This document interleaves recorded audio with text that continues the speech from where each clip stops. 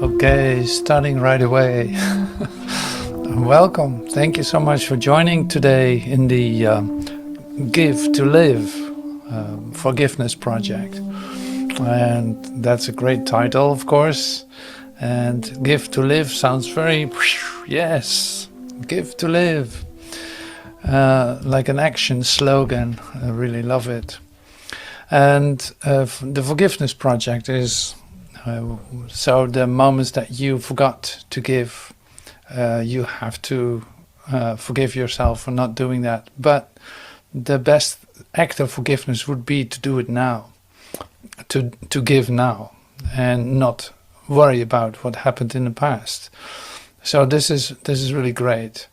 Now today it is it's like we're right in the middle of a deep transformative process that is taking place in us, and I'm using two aspects of it, two aspects of the transformational process that will be very, very practical and so incredibly supportive. You would have no idea, or you might recognize it that you already applied it and see and live the benefit of it. And so to make that a little bit more exciting, I will postpone what I'm going to share a little bit still. But it's more like we have Master Teacher coming today in a talk, a very specific part where he points at these aspects that I will be talking about later on.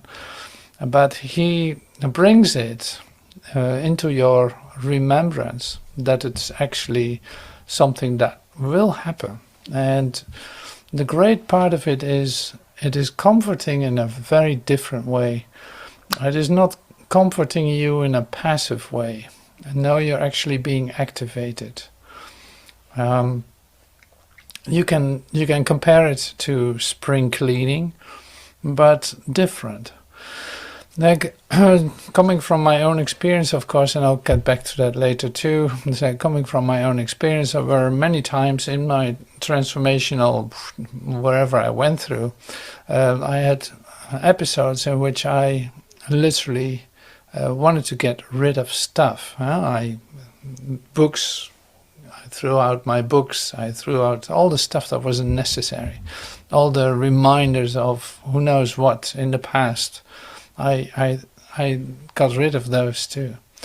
So especially, of course, emigrating to the US at a time was a great cleanup, because the only thing that was left of all my possessions was 2 suitcases filled with stuff, and that was all. And it was like, oh yeah, I really like this. I really like this, that it's everything that I had before is just gone. My car, my this, my that, my house.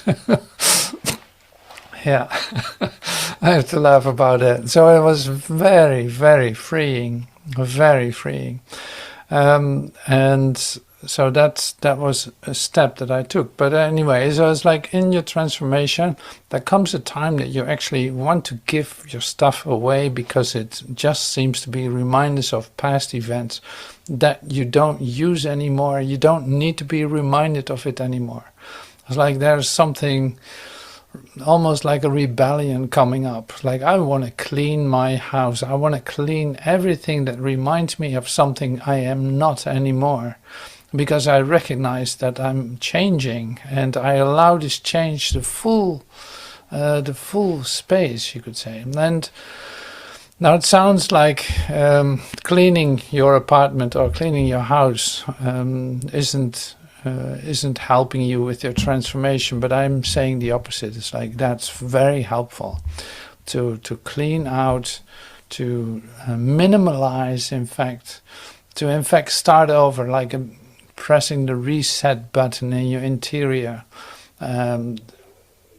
losing things, so to speak, of giving things away in order to create more space in your consciousness. Because what is your surroundings, but your consciousness.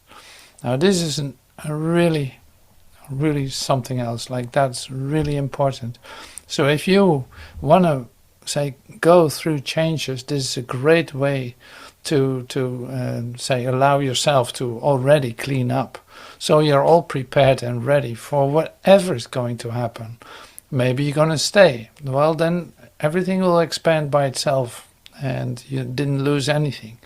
But you went through a reset, you went through a change, and of course you cannot force that change from the outside, but it definitely helps to say take it easy for yourself in being bombarded with memories from a past life that is long since gone. So that's one thing. So this is one part that Master Teacher will be talking about too. The other part,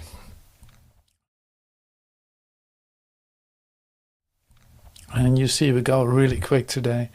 The other part, now let me see if I didn't lose that. Oh no, absolutely not. So this is also very recognizable for you.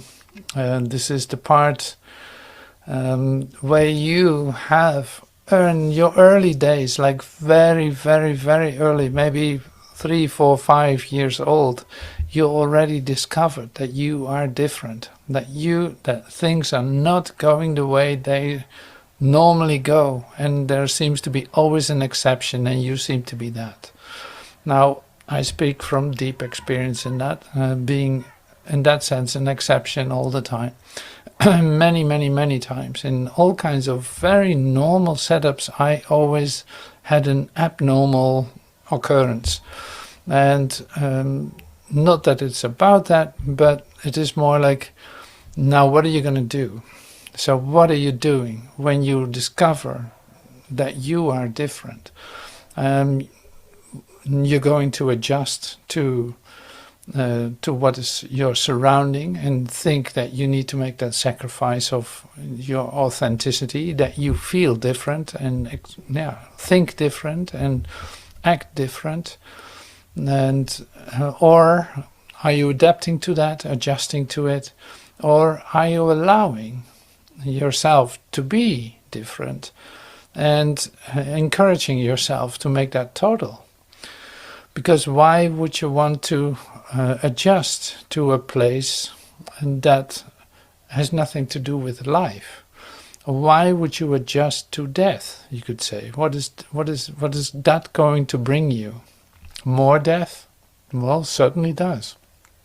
So here, this is then, the forgiveness part is then to forgive yourself your adjustments to something that you didn't need to adjust to, but really thought you had to adjust to. Now these are some great themes, and I walked in bicycles the whole day with that idea, and it is just so freeing to have that modality being turned on. It's almost like quantum physics. So there's an idea that's activated. It's called being yourself, being yourself. Giving space to be different, making it total to be different, one thing. The other one, cleaning up what you don't need. Give it away, let it go, whatever, sell it, or who knows what, doesn't matter. Be ready, be ready for that, what is coming. Not that you, say, expect a result. No, you do this as a mental and physical discipline, a spiritual discipline really, and spiritual discipline of cleaning house, of having the reminders turned low that remind you of a past life that you have had, and time cycle, a timeline that seems to be continuous, but having not at all a link to the past whatsoever. Like, this moment has no link to the past. This moment is pure and total in itself, and you're the one that is able to experience that, because you already set yourself free out of the bondage of space and time. You already took a step in acknowledging your difference.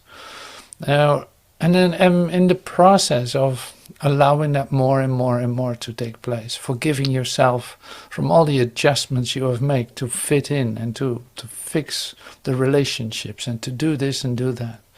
So forgive yourself and let go. Just let that go. All right, so we're going to listen to Master Teacher. In fact, he talks in his own way, so I'm not even going to introduce it. I will turn on the French subtitles. Association of so-called normal or perceptual mind with the disease of spiritualness, and how finally the idea of whole mind, or the idea of the relinquishment, really is what it is, of associate ideas in regard to personalities, are considered to be mental diseases, by perceptual consciousness. It's very evident to you in the new way in which you're thinking and doing that you are different than the constituted reality of Earth, and perhaps you always have been. Many of you who are listening to this tape now have always been different, yet you have been forced to acclimate yourself to the notations of perceptual reality in regard to the things that you did, the goals that you set, the modality of your thinking and cultural relationships. All of these things have environmentally forced on you, where from a hereditary or genetic or karma standpoint you always felt different. We have come to tell you that different is good. We have come finally to tell you that total different is total good, because the real condition, as close as you could get to it in perception, of heaven, of wholeness, of goodness, has absolutely nothing to do with the constructs of the mind of the earth. And that's a statement of fact. It begins perhaps with early in pre-adolescence. The consciousness observes that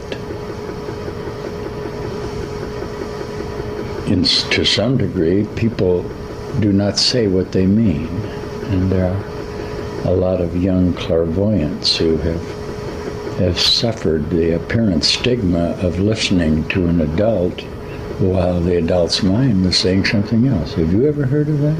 Did you know that? And that's a fairly common thing, and many of us early on experienced that. So we were taught hypocrisy, and it was at a higher level even than do what I say, not what I do. And it was more, but Dad, you're thinking differently. The whole world thinks differently than it acts, or the whole world finally is basing its reality on the consciousness that it's denying, and this will come later on to you. This causes great frustration. You become what? A search for perfection. Okay, all indications that will occur in adolescent schizophrenia, for example, are statements of a need to be a whole consciousness when puberty is reached, when the energy, passions mature to creative necessity. There will be statements of a need to be whole. And this manifests itself obviously in a need to create or recreate or to have issue. But at a higher level, it's a statement of a need for the consciousness to identify itself, to know who it is, to find some reality. This has to be accompanied by perceptual split mind, because this is a split mind place. And unless the consciousness can adjust to the idea of the tragedy of the association of pain and death with love and security, he'll kill himself, perhaps, or he'll begin to sedate himself, which is more common.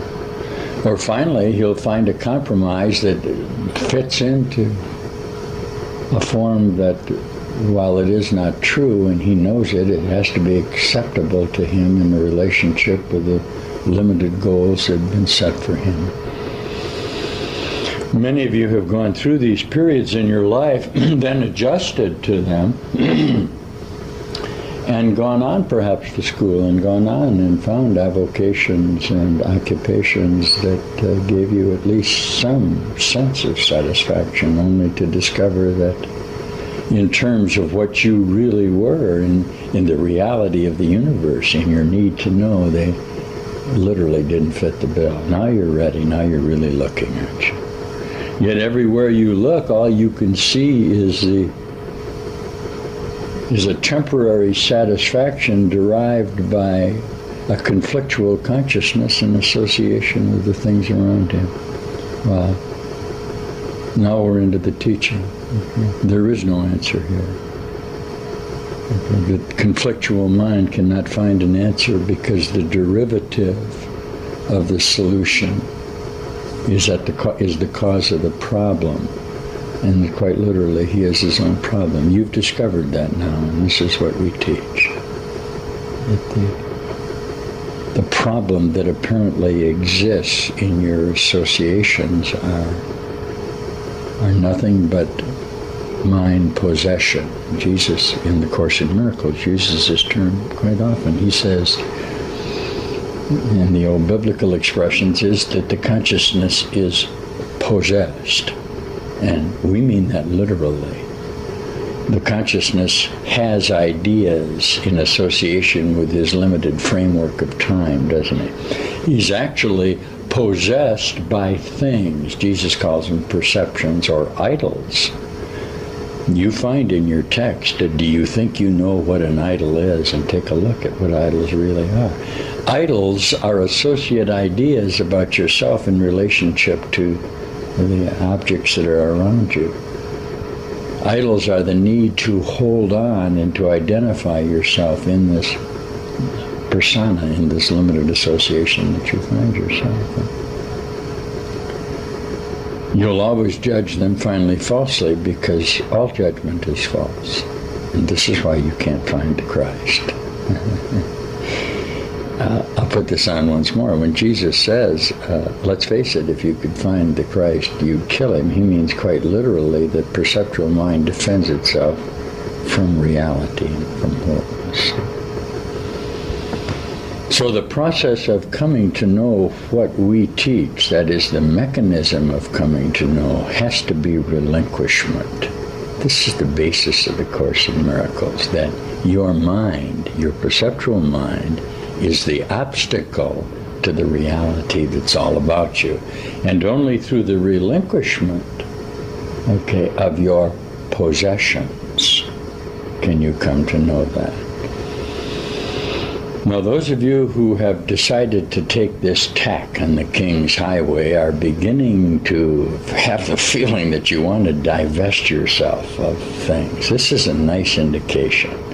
You wake up one morning, you've gone through a change of mind, and you literally start to give your things away. You don't want to be connected with security.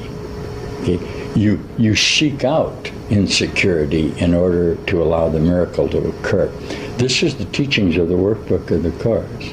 The whole idea of ordering your mind or looking to the future or gathering evidence of survival in time are the exact notations that are causing your death and aging, aren't they?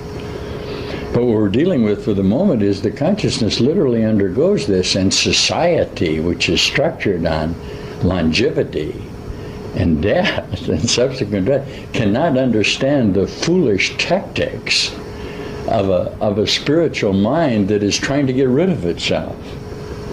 And it often is judged and appears to be within the framework of the balance of perceptual mind to be insanity, doesn't it? Is this the awakening of the energy forces? Is this the evidences of paranoia and schizophrenia that make him about? Sure.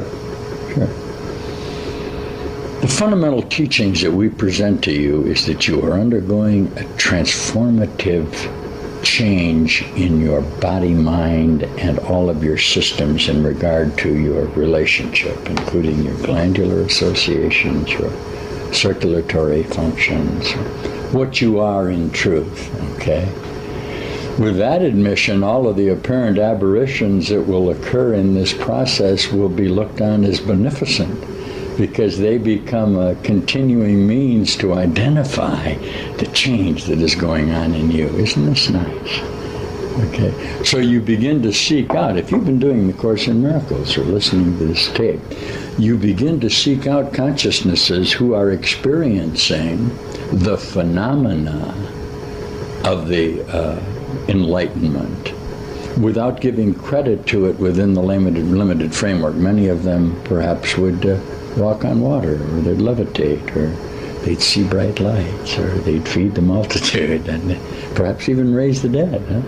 They go through all of these things, and they're in a perceptual state where they have to finally acknowledge, and this is a difficult step, but you better make it, okay, that you're different. You finally cannot come to hear this without the whole statement that your whole mind will be different, at least for a moment, with the perceptual establishment that appears to be outside of you. You can't get it without going through it. And that's okay. If we're going to take the sentences, let's take them whole. From the Course, you are the only living Son of God.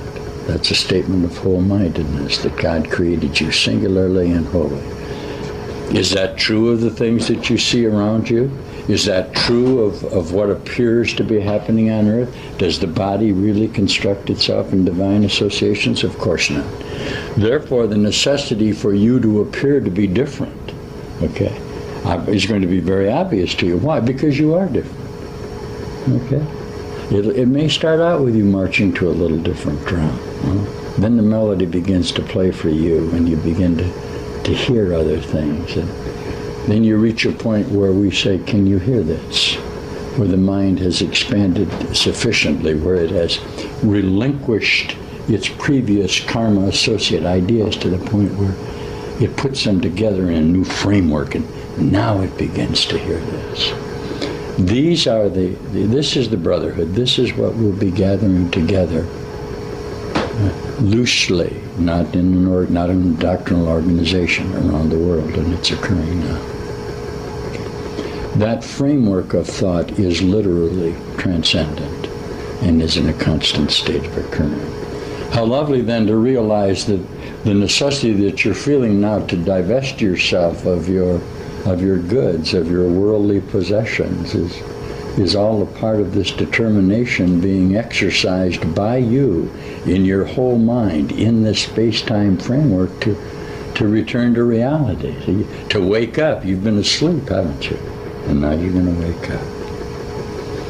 So the need to give yourself away is very valuable. In fact, the fundamental teaching has to be that the closest that you can get to creating in perceptual consciousness is to give. And when you give yourself completely, okay, you will no longer be held in the bondage of the memory patterns that constitute your apparent genetic reality. Holy mackerel, come on home, guys. Well, we're meandering here a little bit. We'll come back. We're at God's Country Place. We hope you'll hear this, and we hope you'll contact us. We'll be back. We'll be back. Okay, so this is great. See, this was the introduction that I wanted to play, because it's like in a nice context being brought to you.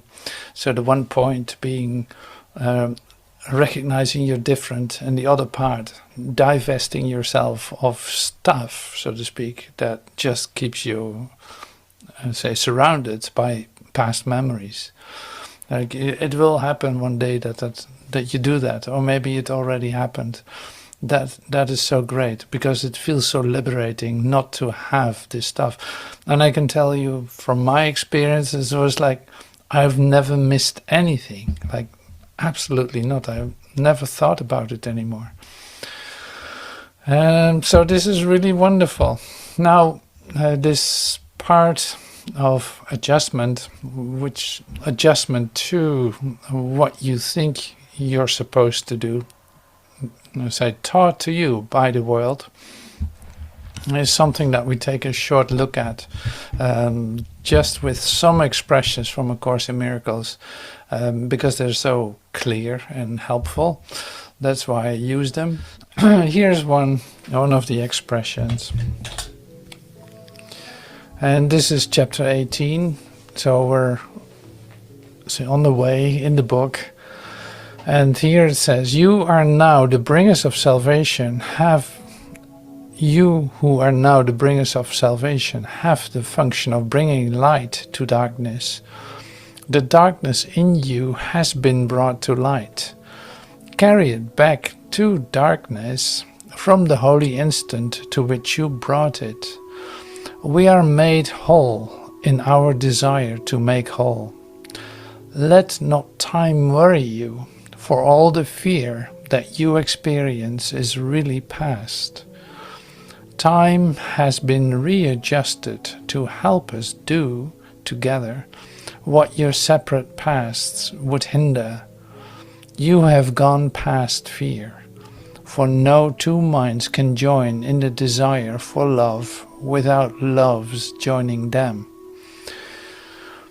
Okay, so I'm cutting this a little bit short, in the sense of you who are now bringers of salvations, like you have experienced your connectedness with your brother. That was a moment of recognition, like you feel the love for your brother, you could say, and that gives you not only a very good feeling, but also it confirms the connectedness with your brother on any kind of level. It doesn't matter. It's like this is your holy instant in which you actually are experiencing that.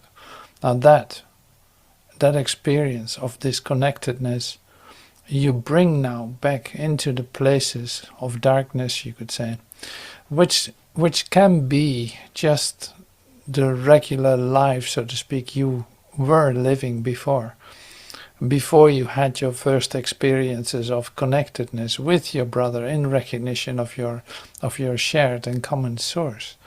So here you are, say, living that now. You bring that with a level of certainty, because what you have experienced is real. It is really yours, and it is an essential part of you. Now that is going to be given away by you, by staying in that confidence that it is there. So whoever is approaching you, in fact, that can already be given. It's not that you have to preach anyone or teach anyone. No, you are able to give that love to your brother in whatever way and however that works out for you to extend it. It really doesn't matter. So you can trust that, because this has everything to do with your level of trust and confidence that you have in what you experience. So this is obvious. So, but see, you immediately start to do that, because otherwise you will teach yourself to not do that. And what happens is that you start to make darkness real again. So the conflict that you experienced with your brother in the past will pop up in your mind, and you will have a reason to be angry, to respond to it with anger, and all this. It's like that is too late. No, you're not going to do that anymore. So there has been, like it said here too, it's like there has been a readjustment in time, which means like everything is looking different now, since you recognized your brother to be one with you, since you recognize that you share a common source. Now with that certainty you step into any situation, in fact transforming the place where you are, because the old behavior, the old ways of recognizing and reacting cannot work for you any longer, since time has been adjusted. Like you would not like to confirm the darkness anymore. And not as a temptation. It's like it's not attractive whatsoever. What did it bring me in the first place? No, I'm happy to be out of it. Now I'm sharing my happiness of my, my gift that I've received, and I give it away in order to keep it. Because the beauty of this is that you can give it away. Now, otherwise everything would be very dark and limited. No, your love, your enthusiasm, your certainty that darkness is not the end of the story. No, just by your light, this darkness will disappear. So this is the practice then in forgiveness, you could say, or in giving to live, give to live. And it's a very delightful practice. You can easily practically do that on a moment by moment basis. It is great. It is the best. Like it's in fact, you allow no matter what the situation is, you allow yourself to be that light. You don't have to adjust to darkness. So this was the same idea as adjusting, adjusting to darkness. You don't have to do that any longer.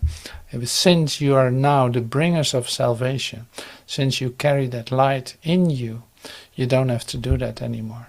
So this is from chapter 20. And the belief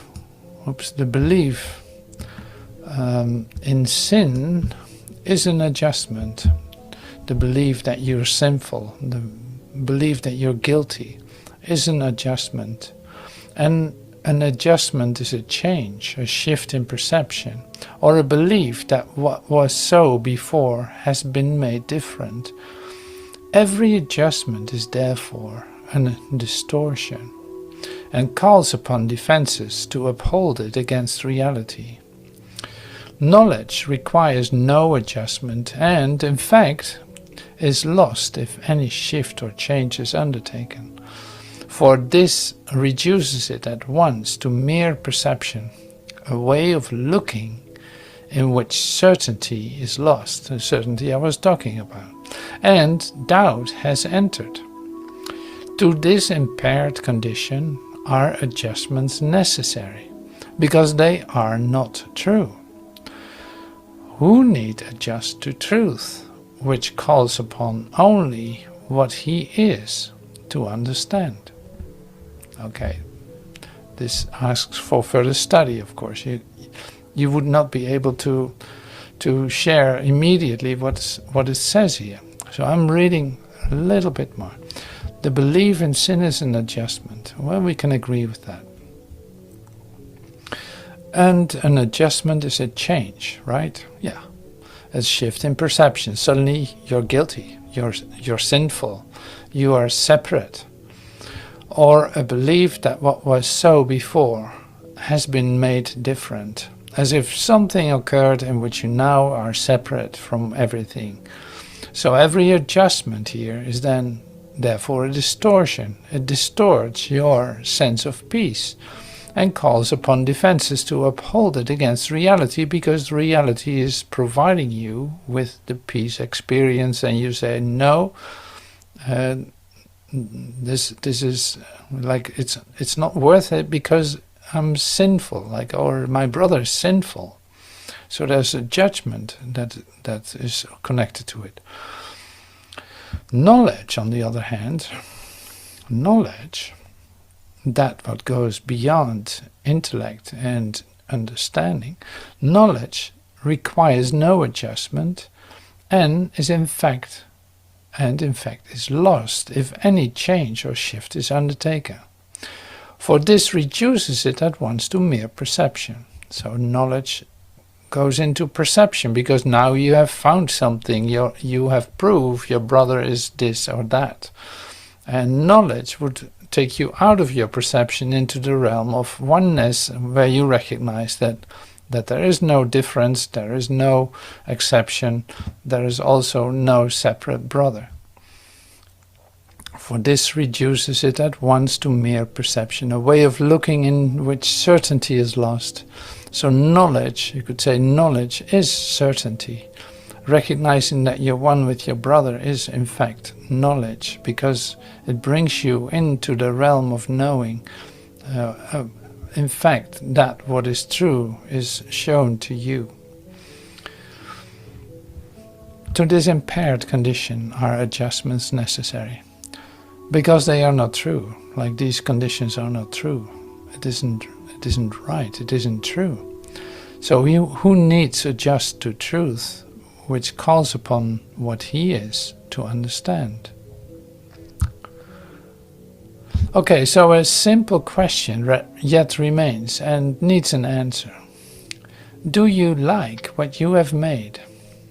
A world of murder and attack, through which you thread your timid way through constant danger, alone and frightened, hoping at most that death will wait a little longer before it overtakes you and you disappear. You made this up. It is a picture of what you think you are, of how you see yourself. A murderer is frightened, and those who kill fear death. All these are but the fearful thoughts of those who would adjust themselves to a world made fearful by their adjustments. And they look out in sorrow from what is sad within. They look out in sorrow from what is sad within, and see the sadness without, and see the sadness there, within as well as without. So do you like what you have made, is then the question. Like you made adjustments, but do you actually like what you have created for yourself? Like, no.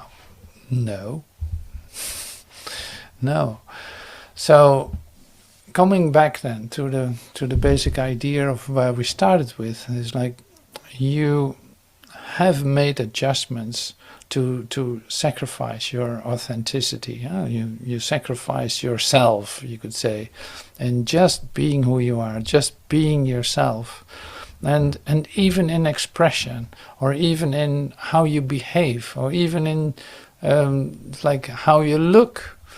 It has everything, like that was adjusted from the beginning to a certain degree, at least, that you started to adapt to the world that you believed in was real. Now this change has occurred, and now you can still stay in this habit of repeating the same thing, looking the same, behaving, responding the same, bringing same ideas in your mind, just because you don't know any better. It's like just because you wouldn't know how to express yourself otherwise. Now you see that if you do that you slide back into that experience and making that real for yourself, but with an increased conflict. And so there's no necessity to do that. So the beautiful thing that what is offered here, in fact, is this. It's like allow yourself to be different. Like, make it total. Because what you are going to experience as the true you could say, is totally different than anything like this. And so the more you're open to allow that to be different, the easier it will get to have different experiences. So that's why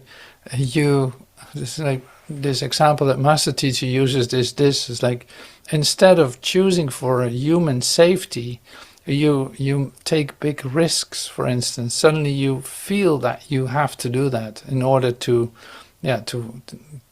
feel the certainty that nothing is going to happen, in fact. It's like you take risk, or you do something that isn't what you would have done ever before. Just for that, just because you don't want to choose for certainty. You just don't want to adapt to this world of limitation and being in relationships where you are in fact you cannot say what you want, or you cannot, where the conversations aren't real, the relationships aren't real. You cannot stand it any longer when the relationships are not real. So you feel continuously that you're lying, that you have to pretend, that you have pretense response. And now you break with that. You let that go. You allow something new to come up into that. Or you are suddenly pulled into a so-called adventure where you're going to experience something completely different. And it sounds like, wow, why is that necessary? Like that would break, something. But see, you can't. In this force that you feel within yourself, you see that you have to do that. Like you choose for life this kind of feeling, or you choose for your heart. This was what happened to me. It's like many times I have to choose for my heart. My deep heart desire is this, and I have to do that. So it's like that's inevitable that you're going to do that if it's that intense, because it is in fact the way to get in touch with the drive, the passion drive that is within you. And that is beautiful. It's like you recognize that as a beautiful something. Like it shows itself. It is full of life. It doesn't think about future outcomes. It is like present in the moment, and it enjoys, and it is open to take it all in and receive that and give that all away with no hesitancy or no limitation or no holding yourself back of any kind. Now this brings you, it sounds interesting, but it brings you really quickly to deep experiences of holy instant, because you're not afraid to completely dive into your mind, you could say, into your experience of yourself. You're not afraid of deep, intense feelings that literally, where you don't know where it's going to end or how it's going to go. But finally you come to this rebellious place, you could almost say, this rebellious place where you take that step to do that, to step into the unknown, to see what happens, and you don't care what the result of that will be. Like you're not holding yourself back. Now see this, I hope you recognize this. It is fun. I would love to hear more stories of you too. It's like this is fun, because it's inevitable that you're going to take some steps that are really different, and they feel so good. And you need them for your liberation, you could say. It is a beautiful metamorphosis you're undergoing, and so individual. So everyone encounters his own ways and fields of liberation, you could say, where you don't believe anymore, for instance, that you're guilty of anything, but trusting what is guided through you and what is given to you and what is coming up as possibilities to give yourself away.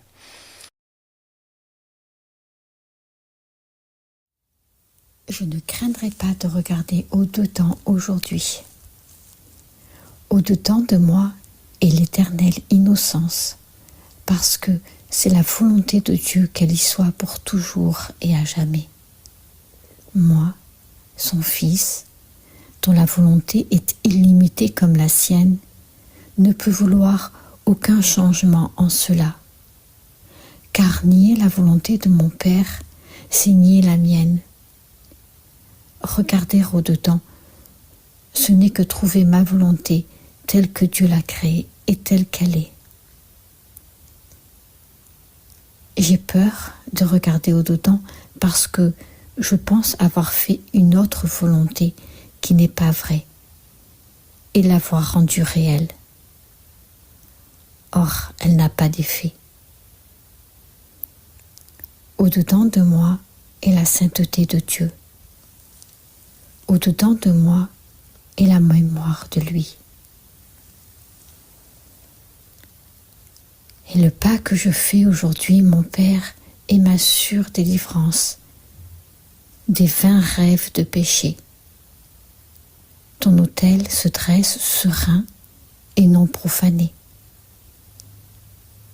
C'est le saint autel à mon soi, et je trouve là ma véritable identité.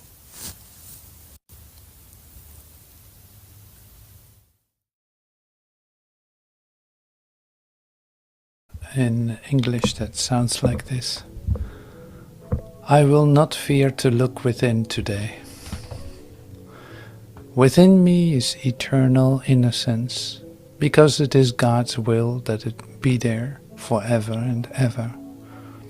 I, his son, whose will is limited as his own, can will no change in this.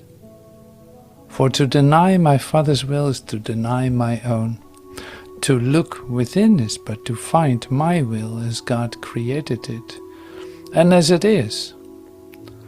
I fear to look within because I think I made another will that is not true, and made it real. Yet it has no effects. Within me is the holiness of God. Within me is the memory of Him. The step I take today, my Father, is my sure release from idle dreams of sin. Your altar stands serene and undefiled. It is the holy altar to myself, and there I find my true identity. I will not fear to look within today. So yeah, this is the start. So we will be quiet with this lesson for a moment. I will pull it up and share it one more time. So it's like, this is a great lesson. I will not fear to look within. Like, I'm allowing myself to be different. All the adjustments I've made, I will forgive and release them. They are not holding me back to be the light and recognize my brother as one with me. Like, I'm not allowing that to occur. I'm setting myself free of my self-imposed limitations, because I'm doing that to myself and with no benefit at all. So thank you. We'll be quiet to play some music, and if you feel like sharing something, you can send me an email, or you can put it in the comments. This is great. The whole idea is allow yourself to be different. If you see that you are different, it's like, come in contact with us. Come in contact with us. Yes, we are different. So it's okay. We're in a good place in that sense. It's like, no, I recognize you, that you're different. That's perfectly all right. But it's not the end of the story. You don't have to walk around by yourself in order to suffer that. And no, it's great to recognize all the freedom that you have to be yourself in whatever way that can develop in you. You're welcome to join all the time. So this is my invitation to you, because this is how we set each other free. Like, you can be yourself. Don't adjust. You don't have to adjust like you have been doing. You can clean up your apartment or your act or your house or your garden in order to set yourself free from say past memories that still are binding you in some kind of way. It's like, no, just release it, let it go, and see that you're in fact ready to undergo any kind of change, however that's going to look, but in the full confidence of what is really yours will never leave you.